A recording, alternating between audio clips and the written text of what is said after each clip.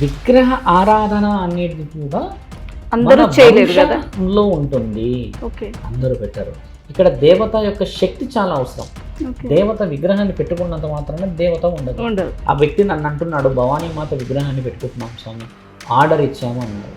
మీ ఇంట్లో ఎవరు కులదైవం అని అంటే మా ఊరు అలా ఎల్లమ్మ అన్నారు. మా ఊరు ఎల్లమ్మ అయితే మరి ఈవిడ ఎందుకు చేస్తున్నావు? భవానీ మాత. ఈవిడ నాకు ఇష్టం స్వామి, నేను భవానీ మాలేస్తాను అన్నాడు. సో దానికి అర్హత అదేమి ఉండదు ఆ స్వామి అంటే, నువ్వు ఇష్టంగా అమ్మవారిని కొనుక్కుంటున్నావు కదా, ఆ విగ్రహాన్ని తీసుకెళ్ళి ఈ భవానీ గుడి దగ్గర కొంతమంది ఉంటారు, అలాంటి వాళ్ళకి ఇచ్చి ఏర్పాటు చేయి, కానీ మాట ఇచ్చినాక ఎనికి జరగద్దు అని చెప్పాను. దానివల్ల ఏమైతుందమ్మా, నువ్వు విగ్రహాన్ని తీసుకొస్తావు కానీ ఆ అమ్మ నిగ్రహాన్ని శక్తిని తీసుకొచ్చుకోలేగలమా. ఈ రోజుల్లో సగం మంది కుటుంబాలు, సగం మంది మన ఇంట్లో ఉన్న శ్రీమూర్తులు కోల్పోతున్న శక్తి అది.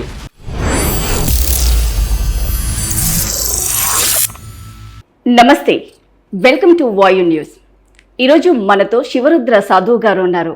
మరి కొన్ని ధర్మ సందేహాల గురించి వారితో మాట్లాడి తెలుసుకుందాం. నమస్తే గురుగారు. నమస్కారం అమ్మా. ఎలా ఉన్నారు? ధర్మరక్షణలో పరమాత్ముడి పర్యవేక్షణ తల్లి. కొంతమంది ఎంతో ఆడంబరంగా టెంపుల్లో స్థాపిస్తారు, యాగాలు చేస్తారు, పూజలు చేస్తారు, పండగలు చేస్తారు, అయినా కూడా మళ్ళీ తర్వాతకి ఆ టెంపుల్లో అమ్మవారు ఉండదు అంటారు. ఒక దేవత కానీ ఒక దేవుడు కూడా అమ్మ స్థల పురాణాన్ని బట్టి ఉంటారు అక్కడ. ఓకే, స్థల పురాణం అయిన తర్వాత ఆ వంశంలో కీడు శంకించరాదు. విగ్రహ ప్రతిష్టాపన జరిగిన 6 నెలల నుంచి సంవత్సరంలో ఒకవేళ ప్రాణం పోయిందనుకోండి, చాలామంది ఏమంటారంటే మంచి కాలేదు, వాళ్ళ ఇంట్లో ప్రాణం పోయింది అని అంటారు. ఒక వర్షన్. రెండో వర్షన్ అసలు దేవుడు విగ్రహంలోనే లేడు అని అంటారు. కదా, నువ్వు చేసిన దాంట్లో విగ్రహ ప్రతిష్టాపన చేసినావు అని అర్థం. ప్రాణ ప్రతిష్టాపన చేయడానికి ముందుకు వస్తలేరు ఈ మధ్య.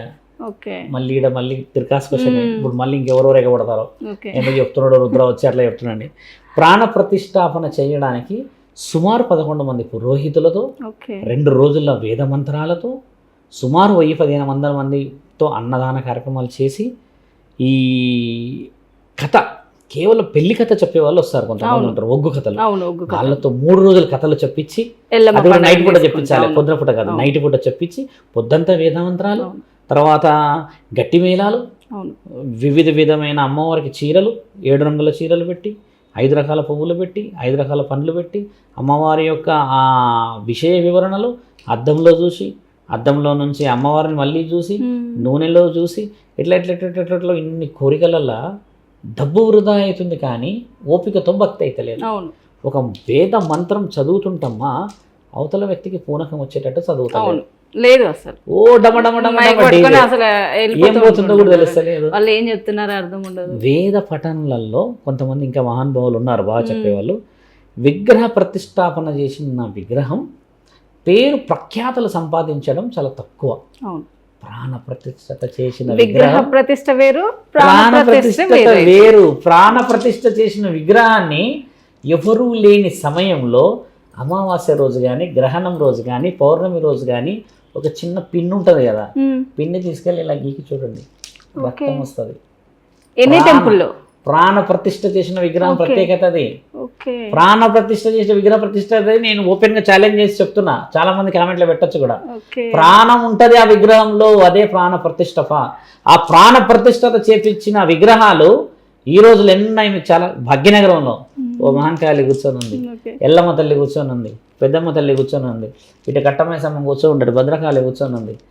ఈ గడ్డ మీద ఇప్పుడు ఈ తెలంగాణ ప్రాంతంలో ఇప్పుడు చూడండి, రేణుగా ఎల్లమ్మ తల్లి బల్కంపేటలో ఉన్న విలువ మా ఊర్లో ఉన్న ఎల్లమ్మకి తల్లికి ఎందుకు రాదు? అవును, ఎందుకు రాదు? విగ్రహంలో ఉన్న శక్తి. ప్రాణ ప్రతిష్ఠత బల్కంపేట అంటేనే ఎల్లమ్మ తల్లి. ముత్యాలమ్మ తల్లి అనగానే తోట ముత్యాలమ్మ తల్లి అలవాలని అంటారు, కానీ ముత్యాలమ్మ మా వీధులు కూడా ఉందిరా అంటారు, అలా లేరు. కాబట్టి అవన్నీ ప్రాణ ప్రతిష్ఠపతులు ఒకప్పుడు ఒక కారణ జన్మలు చేయడం చేత వాళ్ళు ఏం చేస్తారంటే రప్పించుకుంటారు భక్తుల్ని. కళలలో కనబడతారుగా. ఏ తిరుపతిలో కూర్చున్న వెంకటేశ్వర స్వామి మన వీధిలో లేడా? ఏంద్రా ఆడికి ఎందుకు వెళ్తున్నావు, నేను వెనకకెళ్ళి ఉన్న రా అనొచ్చుగా, తిరుపతికి ఎందుకు రమ్మంటాడు?